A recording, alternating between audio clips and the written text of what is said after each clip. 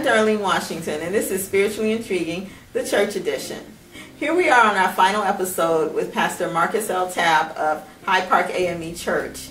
We're going to tackle this one last segment with a bang. We're going to talk about the beautiful Princess Diana. Many people blame the paparazzi for Princess Diana's death. In Princess Diana's case, they're speculating that she was murdered and it was blamed on the paparazzi. Do you feel that the paparazzi are careless and reckless in their pursuit of celebrity and political images? So much so that British politicians have allegedly used them as a cover-up for murder. Now, hold on one second. When I say that, I think that it's very, very possible that they did that. But I do also think that Princess Diana was a beautiful and wonderful woman, and I was so sad that she was taken away in the way that she was, you know, running from a photog, you know. And if our privacy is being that invaded by, you know, these paparazzi, then I think these questions are relevant.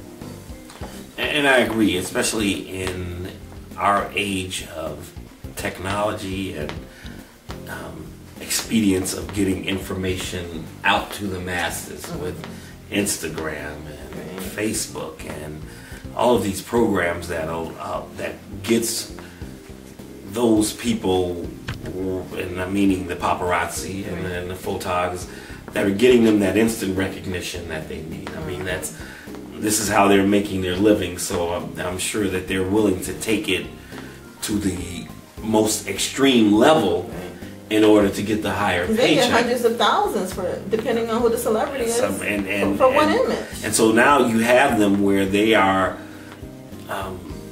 the media is positioning them to stalk celebrities. I mean, literally saying that your job is to follow this person around everywhere they go and make sure that you get a picture that you know is going to expose them in some type of way. Yes. And if that's your job, I mean, do you really have a heart? I mean, because do you want someone doing something to you that you wouldn't want done to, you know, that you, or do you want to do something to someone that you wouldn't want done to you? I mean, these photographers, I think they're taking it to the extreme, but you know, the masses or society is looking for it. Right. You know, I preached one time in the church how we are quicker to pass on or Instagram or Facebook or send somebody, two people fighting, than we are to send out a scripture or send up some uplifting message. Right. You'll probably get more hits to see two people fighting or acting a fool in the streets, or some celebrity that's, you know, exposed or doing something in some sort of way that seems like it's news to the media, than you would get someone doing a heroic act or someone that's saying something that is uplifting for this country.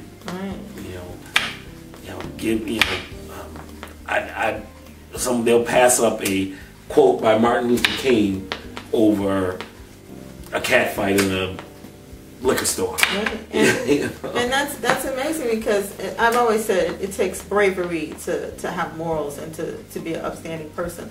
And also, you know, it's like I wrote a paper, and it touches on suicide and acceptance and all of this, but it's all relevant. And reason being, it's under private thoughts on my website, on my book website. But private thoughts has another segment on it, which is called acceptance, medicine for the mind. And so people would rather do what is acceptable and be well liked than to do what is morally right and be shunned. So this is another reason why the hunger for these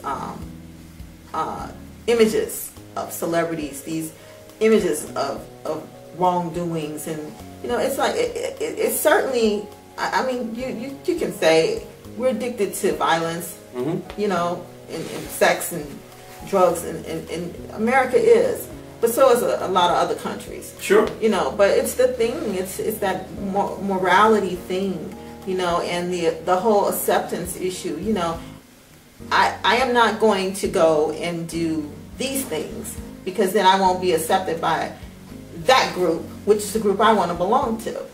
And so if you have more, if you're brave enough to belong to yourself first, exactly, then I think you can reach past, you know, this type of drive that is feeding the paparazzi and all of the tabloids. But you know, like I said, a lot of us are guilty of it. And it's now becoming more. It's coming both counteractive and more prosperous for these, because you're running up against people that's not taking it. The Kanye West and the Alec Baldwins of the world. They're starting to knock folks out. Fighting back. But then now you know, they're able to sue them, and now they're not only they're getting the check from the company they're representing, they're getting a check from you too. They're getting a check from a lawyer. Right. And so it's you hit the nail on the head when you said that it is a morality issue. And what is your morals allowing you to take? What's the limits of your morality that you're going to film somebody who's, you know, sunbathing, or you're all in somebody's yard or in their bushes trying to get a picture of something that will make you famous off of somebody else's misery. Invading someone else's and invading somebody's privacy in order to uplift yourself in some form or fashion, mostly materialistically or monetarily. Right. Exactly. Yeah. Another issue. Another thing, speaking of paparazzi and celebrities. Now, you've seen like the various children who are Hollywood stars at a young age, and then all of a sudden they grow up and they are loony. They're Looney Tunes. They've lost their minds. They're strung out on drugs. They're doing all kinds of crazy things that folks are going, what is going on over there? And so you don't know, or you get the impression that Hollywood has spoiled them. But then at the same time, you have to take a step back. So my question is, what's happening with our child celebrities growing up into seriously drug and alcohol addicted and mentally afflicted adults? Are they just living their lives publicly and making the same mistakes as any other normal teenagers or persons of their age? Or are they cursed from being exposed to Hollywood success so early in age? Well, I would say that there's a few things involved in that. One is, yeah, they are being exposed. Going back to our earlier conversation by paparazzi, so that their every move is being watched as well. So they can't be normal teenagers. Is there such thing as a normal teenager? I don't know. That's a good point. What's normal for one, that's normal for another. So that's another question. But also, especially when it comes to teenagers. But there's also the issue of parenting.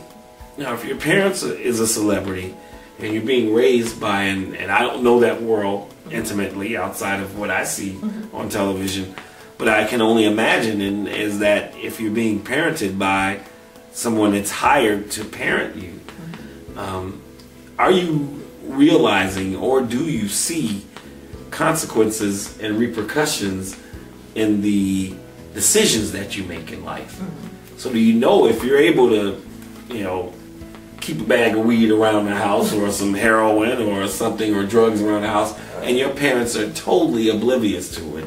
If they're not the type of parents that my parents were, and that I am, that, you know, I'm going through your stuff, I'm looking in your pants pockets, I'm going through your drawers, you know, I want to know what's in my house. If you're not that type of parent, then they can continue to do it and do it. And if your parent is a celebrity and your abuses in life are bringing celebrity to the household, so you're my daughter, and so now you're bringing all this celebrity home, and I'm a has-been celebrity. Well, now you're making me relevant. Right. Again. I'm relevant because of you're crazy. Exactly.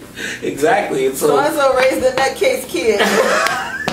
What is that? So and so therefore, my morality may change because now you're making me relevant again. Right. Okay, and so therefore, yeah, go ahead and do what you're going to do because you're helping my career. It's all that kind of stuff. I mean, it's just so hard. I mean, to raise children, number one, and then with the dynamics. I think you made this point in a previous interview.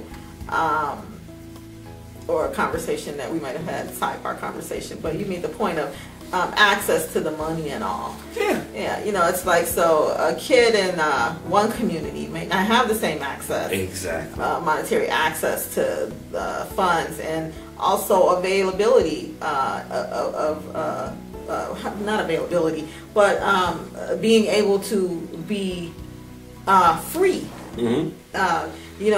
Not watched as much. So if you're high-end celebrity and you've got all this money, and you've got this nanny looking after, maybe the nanny's, she's in cool with your kid and not telling you everything you need to know, and she's getting her pay off from your kid. So it's like you're up against so much. And then even in a community where there is no resource, they still go and get the resource. And then we talked about how some drug dealers will go to jail for selling to a certain community where others won't. It's like, if you're going to tackle the problem, deal directly with the issue on both sides.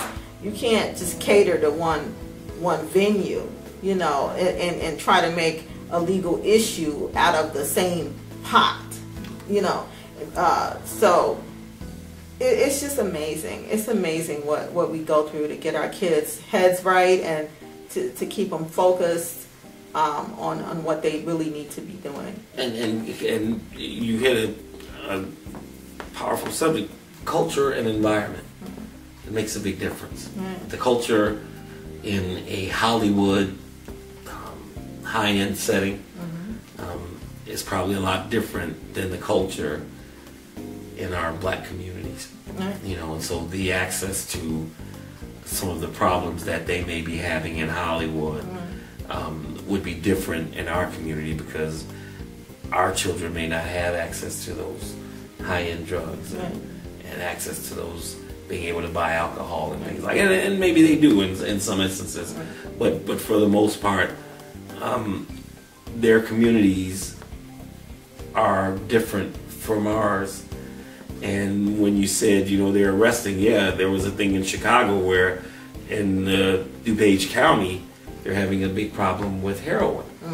But yet they're coming into the black community to buy the heroin, and they're arresting the drug dealers, but not the heroin buyers.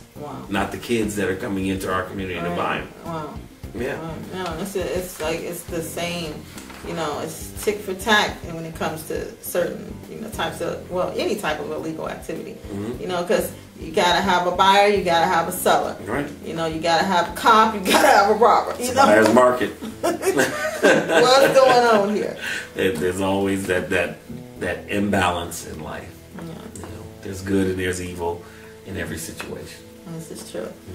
Well, it's so wonderful to have had this opportunity to talk with you. Absolutely. And as always, it's a pleasure dealing with any of the pastors that I've talked to. And I find that Hyde Park AME is a very warm, spirited church, and it deserves consideration for membership.